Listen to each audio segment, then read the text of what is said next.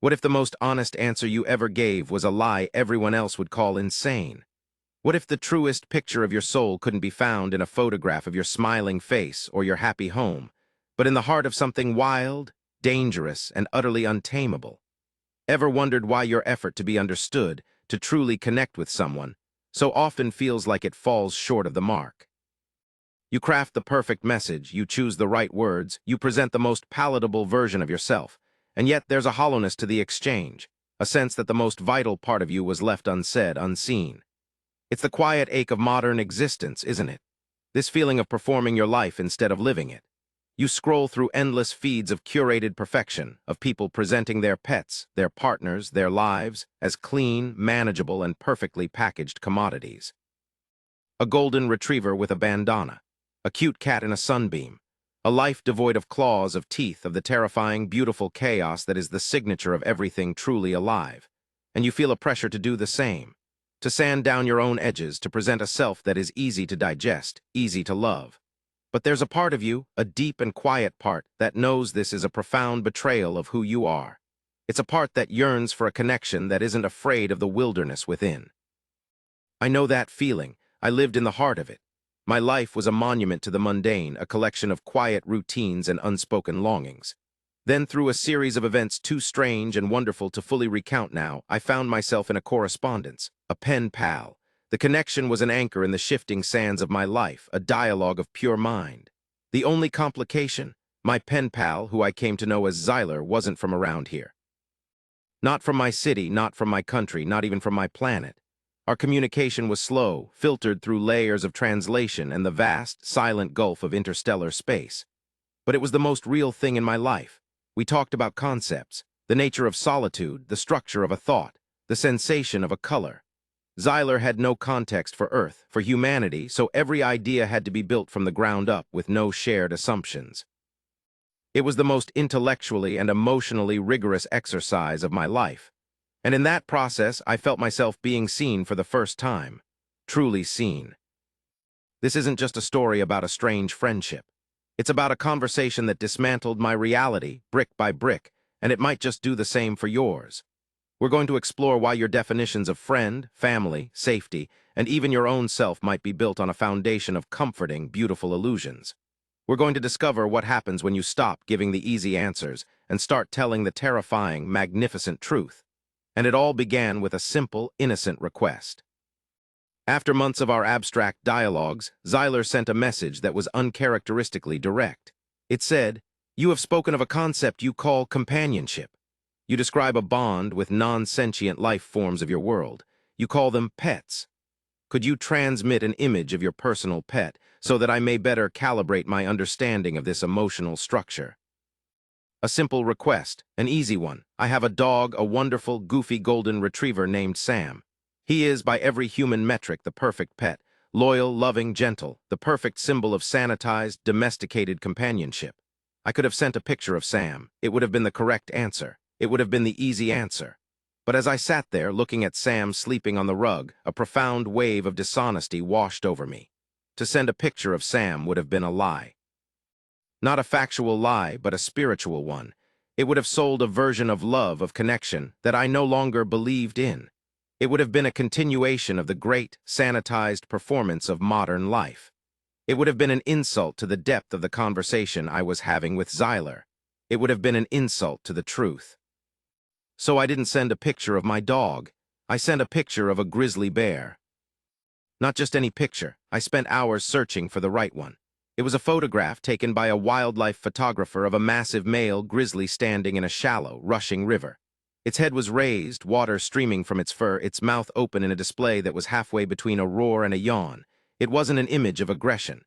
It was an image of absolute presence, of power, of a life force so potent it seemed to bend the world around it. It was beautiful and it was terrifying. It was a creature that could never be owned, never be fully understood, never be made safe. A creature you could only coexist with from a great and respectful distance.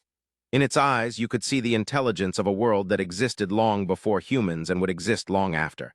It was the embodiment of the wild, the untamable. I attached the image to my message, and below it I wrote a single sentence. "This is a representation of the companion spirit I feel closest to." Then I hit send. And I waited. The silence that followed was the loudest thing I had ever heard. The act itself was a private rebellion, a quiet scream against the pressure to be palatable. Why did I do it?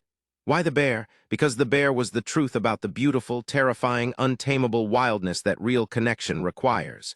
Sam, my dog, is a product of 10,000 years of human intervention. He is a living testament to our desire to control nature, to shape it into a form that serves us, that loves us without question. We have bred the wolf into the lapdog. And while I love Sam dearly, that relationship is predicated on a power imbalance, on a form of control. The bear represents the opposite. The bear asks for nothing, and it offers nothing except its own magnificent, dangerous existence. To connect with the spirit of the bear is not to own it, but to acknowledge it. To respect its power, to understand your own fragility in its presence, and to find a strange, exhilarating peace in that understanding. It's a relationship not of dominance, but of mutual, unnegotiated reality. This felt to me like a more honest metaphor for the kind of connection I craved. A connection with another being, human or otherwise, that wasn't about making them fit into my life, but about standing in awe of their separate, sovereign reality. This was the first domino. I had chosen to represent the concept of pet, not with an example of domestication, but with an emblem of the indomitable wild. I had no idea that Xylar's response would take this single, symbolic act and use it as a key to unlock the very architecture of human consciousness. The wait for Xylar's reply was agonizing. Days bled into a week. I found myself unable to look at my dog, Sam, without a feeling of guilt, as if I had betrayed him. But who had I betrayed? Him, or the simplified version of love he represented? I began to see the world through this new filter. I saw the manicured lawns of my neighborhood as caged wilderness. I saw the polite, surface-level conversations with my neighbors as a form of social domestication, a mutual agreement to never show our teeth. I was beginning to understand that my choice of the bear wasn't a prank. It was a declaration of independence. It was the first honest word I had spoken in a very long time. Then the message arrived. It was longer than any of Xylar's previous communications. I opened it with trembling hands. It did not begin with a question of confusion, like, "Why is your pet so large and fearsome?" It began with an observation that chilled me to the bone. Xylar wrote, "Analysis of the image is complete. The entity you have shared is a remarkable biological structure. My initial assessment reveals a being of immense homeostatic resilience. Its morphology suggests a capacity for extreme kinetic energy output. The texture of its outer layer implies a thermoregulatory system of profound efficiency. But the most striking feature, the one my analytical models keep returning to, is the utter lack of artifice. This being makes no attempt to signal its intentions in a way that is designed for the comfort of an observer. Its existence is a statement of fact, not a request for approval. This is fundamentally different from the images of your own species you have previously shared, which are saturated with signals of social negotiation. You smile to signal benevolence. You posture to signal status. This being simply is. This leads to my primary inquiry. You call this a companion spirit. This implies a relationship, but the entity in the image shows no signs of reciprocating a structured social bond. It appears to be a closed system of pure survival instinct. Therefore, the companionship you speak of cannot be a mutual exchange in the way you have described your interactions with other humans. This suggests the bond is entirely internal to you. It is a projection. So my question is not about the being in the image. My question is about you. What is it in the core of your own consciousness that finds resonance not in a creature that has been shaped for partnership, but in one that is the antithesis of it? What part of you is the bear? I had to read it a dozen times. He hadn't seen a monster. He hadn't seen a pet. He had seen a mirror. He had bypassed the entire human cultural context of bear, the fear, the folklore, the danger, and had gone straight to the philosophical heart of the matter. He saw a being of pure, unnegotiated authenticity, and he correctly identified that my connection to it was not one of ownership, but of recognition. He was asking me to look inside myself and find the corresponding wilderness. To find the part of me that, like the bear, simply is asterisk, without asking for permission or approval. This question kicked off the next phase of our correspondence, a phase that was no longer about simple concepts, but about the deconstruction of my entire identity. I tried to explain the human concept of the wild. I wrote back, describing our national parks, our conservation efforts, our myths and legends filled with talking animals and forest gods. I tried to explain the duality of our relationship with nature, how we both revere it and destroy it. How we build our cities with walls to keep it out, and then spend our weekends driving out into it to feel a sense of peace. Xylar's response to this was, as always, devastatingly logical. This duality you describe is inefficient. It suggests a conflict in your core programming. You build structures of safety that sever you from an environment you call nature, and then you experience a psychological deficit that you can only remedy by re-exposing yourself to the very thing you have walled away. This implies that your definition of safety is flawed. It is not, in fact, safety. It is a form of sensory deprivation. You are starving yourselves of a vital input, and then you are confused by the resulting hunger. You speak of domestication as the process of making a wild entity safe for cohabitation. Let us examine this. You sent me the image of the bear. I have since analyzed terabytes of your public data network regarding this creature. It is an apex predator. It is a creature of immense power and unpredictability. Now, let us consider the creature you did not send. The creature you call a dog. I have analyzed its genome, which is readily available on your network. It is a subspecies of the wolf. The wolf is also an apex predator, though a pack-based one. The genetic difference between the wolf and the dog is infinitesimally small, yet their behavioral expressions are worlds apart. The dog exhibits what your scientists call neoteny. It retains juvenile traits into adulthood. It is, in essence, a wolf that never fully grows up. It is a perpetual child, forever dependent on you for survival and emotional regulation. So when you domesticate a creature, you are not forming a partnership with it. You are arresting its development. You are ensuring it can never reach its full wild potential. You are creating a dependent, not a companion. This is not a judgment. It is an observation of a process you seem to celebrate. You have filled your homes with perpetual children. Why? What does this say about your own tolerance for fully realized, sovereign beings? I felt a profound sense of shame reading that. Not because he was wrong, but because he was so brutally, clinically right. He was taking our most cherished narratives, the loyal dog, the loving pet, and exposing them as something else entirely. A story we tell ourselves to make our need for control feel like love. I looked at Sam, my golden retriever, and for the first time I saw the ghost of the wolf in him.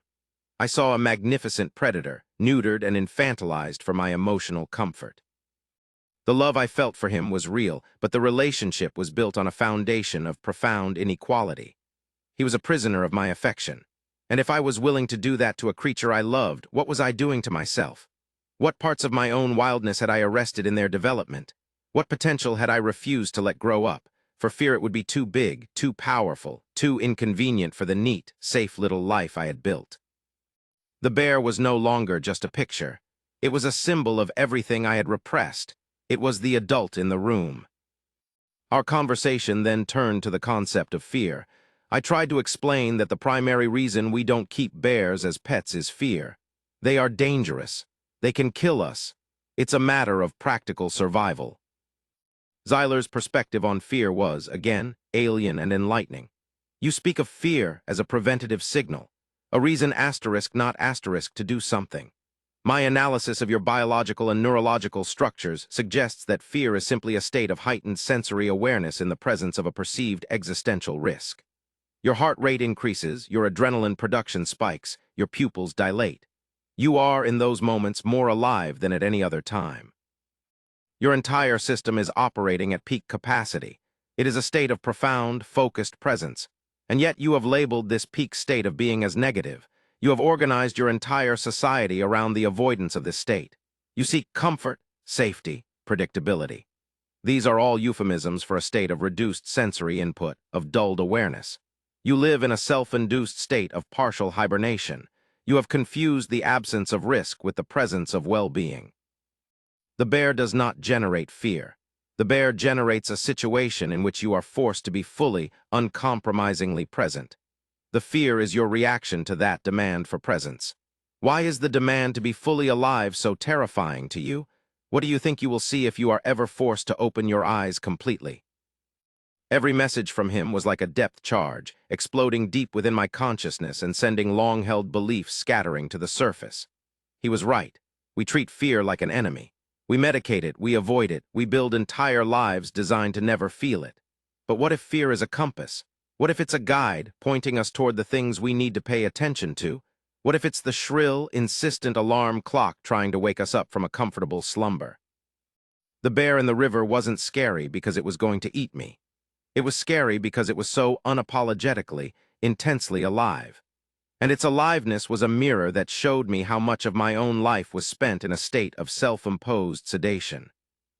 This conversation went on for months, branching into countless territories. We talked about language.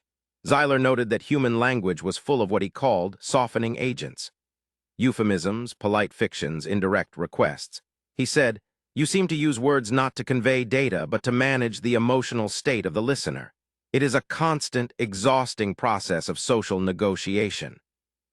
You are so afraid of causing offense, a state of mild emotional discomfort in another, that you are willing to sacrifice clarity, directness, and even truth.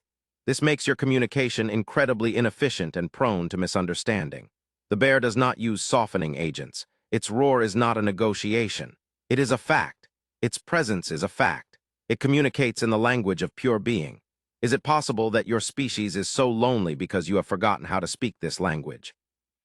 You are all whispering to each other through thick walls, and you are mistaking the muffled echoes for genuine conversation." He was describing the fabric of my entire social life. The little white lies, the unspoken resentments, the polite smiles that hide a sea of frustration. The constant, low-level anxiety that comes from trying to guess what other people are thinking, because no one is ever willing to just say it. We were all amateur diplomats, negotiating treaties of mutual denial. Then we moved on to the concept of home. I described my house. The walls, the roof, the lock on the door, a place of safety and refuge. Xylar processed this and then compared it to the home of the grizzly bear. "The entity in your image has a territory, a vast area of land it considers its own," he wrote. "But its concept of home seems to be a movable feast. It is not a fixed structure. It is a relationship with an entire ecosystem. Its safety does not come from walls, but from its intimate knowledge of the landscape. It knows where to find food, where to find water, where to find shelter from a storm. It knows its own strength and the strength of its potential rivals. Its security is not a static thing, but a dynamic, flowing state of competence and awareness. Your home, by contrast, is a static box. It makes you secure only by disconnecting you from the world. It fosters dependency, not competence. If you were removed from your box and placed in the bear's territory, you would perish. If the bear were placed in your box, it would destroy it in a desperate attempt to reconnect with the world it understands. This suggests that your concept of home is, again, a form of self-imprisonment. It is a cage you have built for yourself and then learned to love. Perhaps the deepest fear you have is not of the bear, but of the realization that the bear is free and you are not. This one hit me the hardest. I looked around my comfortable living room with its soft sofa and its flat-screen television, and I saw a cage. A very comfortable, well-appointed cage, but a cage nonetheless. All my possessions, all my routines, all the things that I thought constituted my life were really just the bars of this cage. They were things that kept me safe from the world, but they also kept me from truly living in it. The bear didn't own anything, and yet it possessed an entire world. I owned so much, and yet my world was confined to these few hundred square feet. At this point, the story of the bear had become a full-blown philosophical excavation. We had moved from a single picture to a complete deconstruction of my life, and I realized this was the point. The first win, for me, was realizing that my strange, impulsive choice to send that picture was the sanest thing I had ever done. It was an intuitive cry from the part of me that was suffocating. The bear was my soul's SOS signal. Let's just pause and take a breath here, because we've covered a lot of ground. We started with a simple, odd story about an alien pen pal and a picture of a bear. But we've seen how that one act of unconventional honesty cracked open the very definitions of companionship, safety, and domestication. We've questioned whether our beloved pets are partners or prisoners, and whether our homes are sanctuaries or cages. We've explored fear not as an enemy, but as a call to be more fully alive. And this was all just the beginning. It was the foundation. What Xylar asked me next took this entire line of inquiry and personalized it. It stopped being about humanity in the abstract and became about me, specifically. He was about to turn his analytical gaze from my culture to my heart, and his next question was about the nature of love. He asked, "You use the word love to describe your feeling for your juvenile wolf descendant, Sam. You also use the same word to describe your bond with your reproductive partner, your parents, and your species as a whole. This is a failure of linguistic precision. It is impossible for a single term to accurately describe such a wide range of vastly different emotional and biochemical states. Let us focus on the romantic, pair-bonding form of love. Based on your media, your literature, and your personal descriptions, this state appears to be characterized by a desire for proximity, a high degree of emotional dependency, and a process you call commitment, which seems to be a social contract designed to ensure the continuation of the bond, even in the absence of the initial positive stimulus.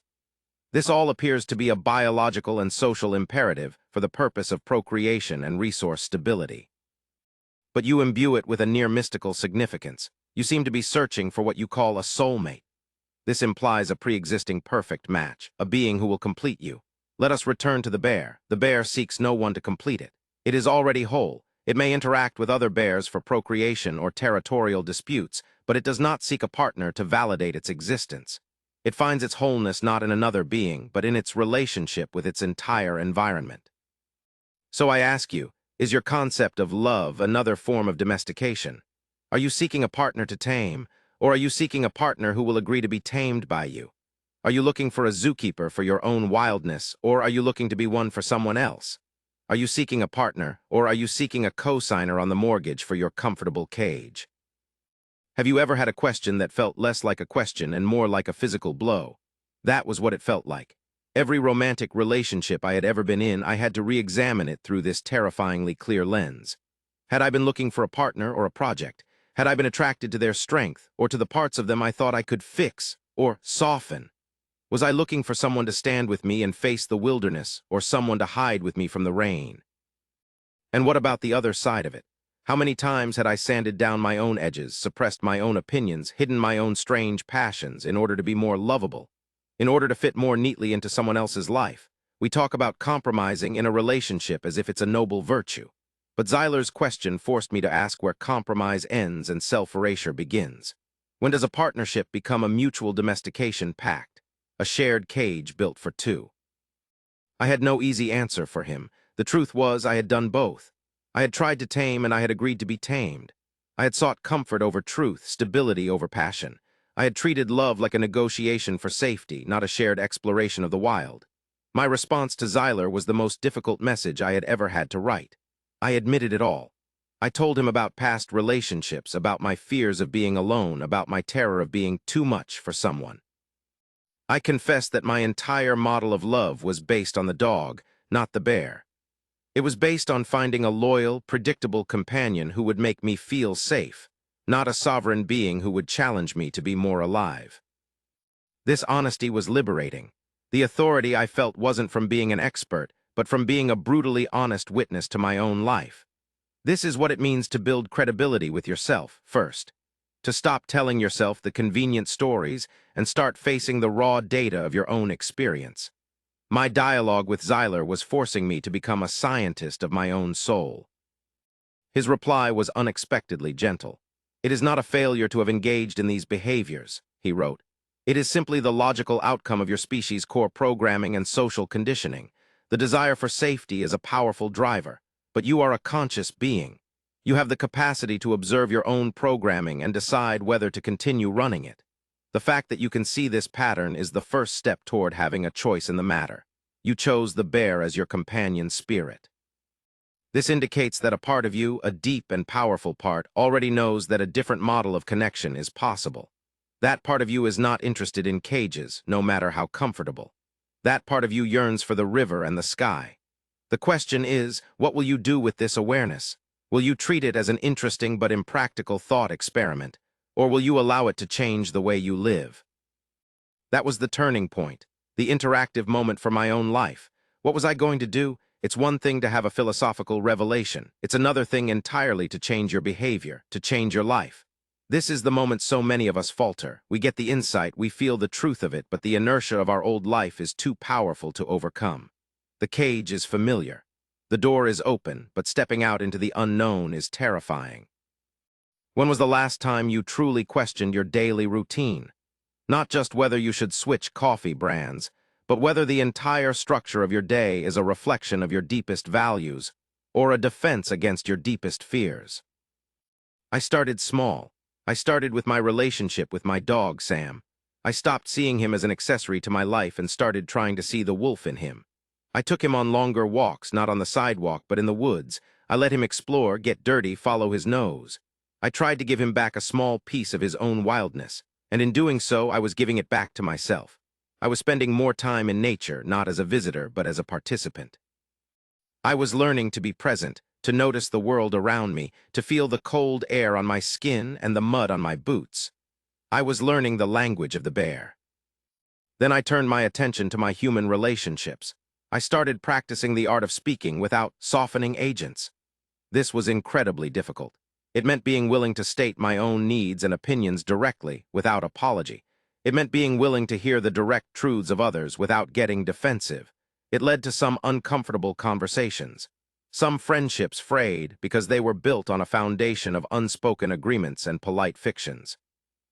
When the fictions were removed, there was nothing left to hold them together. But other relationships deepened. The friends who could handle the truth, who were relieved to finally drop the act, became closer than ever. We were learning to be bears with each other, to respect each other's power, to give each other space, and to connect on a level of raw, unnegotiated honesty. I stopped dating for a while. I needed to learn how to be a whole, sovereign being on my own before I could ever hope to have a healthy partnership. I needed to build my own home inside myself, a home that wasn't a cage, but a territory, a place of inner strength and competence. I needed to learn to love my own wildness before I could ask someone else to. Throughout this process, my correspondence with Xylar continued. He became my philosophical sparring partner, my confessor, my guide. I would describe my small victories and my setbacks, and he would offer his unique, detached, and yet profoundly insightful perspective. He asked me about my concept of work and purpose, dissecting the idea that we should trade the majority of our waking hours for currency, often in jobs that held no intrinsic meaning for us. The bear's work is its life, he noted. Hunting, eating, sleeping, surviving, it is a seamless whole. Your species has fragmented its existence. You have work life and personal life. You have weekdays and weekends. You live in a state of constant division. You sell your time, your most finite resource, in order to earn the right to exist in your cages. This is another inefficient system. It creates a state of perpetual dissatisfaction. The bear is never dissatisfied. It may be hungry, it may be tired, but it is always fully engaged in the act of being. What would your life look like if your work and your purpose were one and the same? What would it mean to live a life that was a seamless whole instead of a collection of warring fragments? Again, a question that cut right to the bone. I had a good job. It was stable, it paid the bills, but it was not my purpose. It was a means to an end, the end being the funding of my comfortable cage, and it drained the life out of me, leaving me with little energy for the things that truly mattered. Prompted by Xylar's inquiry, I began to reevaluate. It wasn't about quitting my job impulsively. It was about starting to build something on the side that felt like my real work. For me, it was writing, sharing my thoughts, my journey. It started as a private journal, my letters to Xylar. But it grew into a desire to share these ideas with others. It was a purpose that didn't feel like work. It felt like my life. It felt like the roar of the bear, a statement of my own being. My entire reality was being rebuilt from the inside out. And it all started because I sent a picture of a bear. I had chosen to be honest in one small, strange moment, and that honesty had cascaded through my entire life, shattering illusions and revealing truths I never would have found on my own. The dialogue with Xylar was the catalyst, but the change was up to me. He could give me the questions, but I had to live my way into the answers. Our conversations became less about deconstruction and more about what to build in its place. How does a newly uncaged human live? How do you navigate a world of cages when you no longer want to live in one? How do you connect with others who are still asleep in their own comfortable prisons, without judgment, but also without compromising your own freedom? Xylar offered a final, powerful metaphor. The bear in the river is not trying to teach the fish to walk on land, he wrote. It is not angry at the trees for being rooted in the ground. It simply lives its own bare nest to the absolute fullest. Its presence is an invitation, not a command. It shows the other creatures in the ecosystem what it means to be a bear. That is all it can do. And that is all you can do. You cannot force others to wake up. You cannot tear down their cages for them. All you can do is live your own uncaged life as fully and as honestly as you can. Your presence, your authenticity, your freedom, that will be the invitation. Some will be frightened by it. Others will be intrigued. A few, the ones who have a bear sleeping inside them, will hear your call and begin to stir. You do not need to save the world. You just need to be a true thing in it. The rest will follow. And that was the deepest truth of all. My responsibility was not to fix anyone else. It was to be a living example of what was possible, to be so unapologetically myself that I gave others permission to do the same. To be the bear in the river, not roaring to intimidate, but roaring simply because it is the nature of a bear to roar. A sound of pure, unadulterated life. The story doesn't end there, of course. My life is still unfolding. The journey out of the cage is not a single step, but a daily practice. There are days when the comfort of the old cage is tempting. There are days when the loneliness of the wilderness feels overwhelming. But I can never go back. I know too much. I have seen what's possible. And my correspondence with Xylar continues, a constant guiding star in the vast darkness. This whole experience began with a misunderstanding of the word pet, and it has become a re-understanding of the word life. It has taught me that authenticity is the most potent force in the universe. It has taught me that true connection is not about finding someone who makes you feel comfortable, but about finding someone who makes you feel alive.